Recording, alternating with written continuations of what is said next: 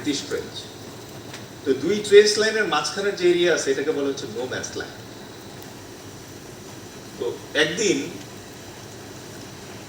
ব্রিটিশদের একটা পেট্রোল মানে 10 জনের একটা দল এই নো ম্যানস ল্যান্ডের এখানে গেছিল অপারেশন করতে।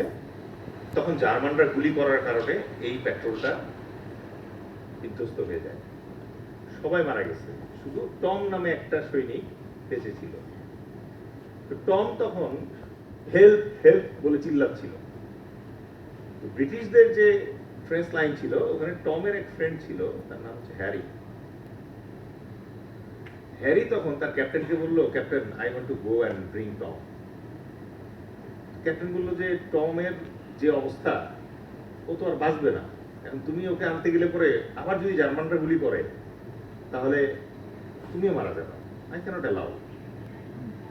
কিন্তু হ্যারি বললো না আমি যাবো। তো ক্যাপ্টেন তখন বললো ঠিক আছে যাও। তো সেই একটা সাদা পতাকা উড়ালো, সাদা পতাকা উড়ায় তারপর রওনা দিল। যুদ্ধের ক্ষেত্রে আমরা একটা লেহাজ ফলো করি, সেটা হচ্ছে যে যখন শত্রুপক্ষের কেউ সাদা পতাকা উড়ায় তখন নর্মালি আমরা গুলি করি না। তো জার্মানরা গুলি করলো না।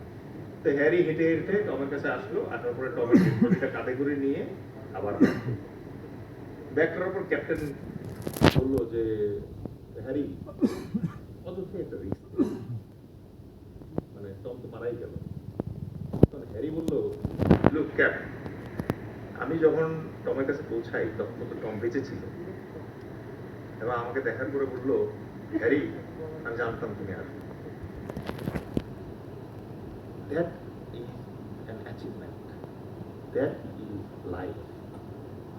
অনেকে দেখবেন যে সামান্য সুবিধার জন্য ফ্রেন্ডশিপ করে, যেই সার্ভিস আপনি টাকা দিয়ে কিনতে পারেন না এটার জন্য ফ্রেন্ডশিপ করা দরকার। ফ্রেন্ডশিপ করতে হয় ওই সার্ভিসের জন্য যে service money cannot buy. Thank you so much.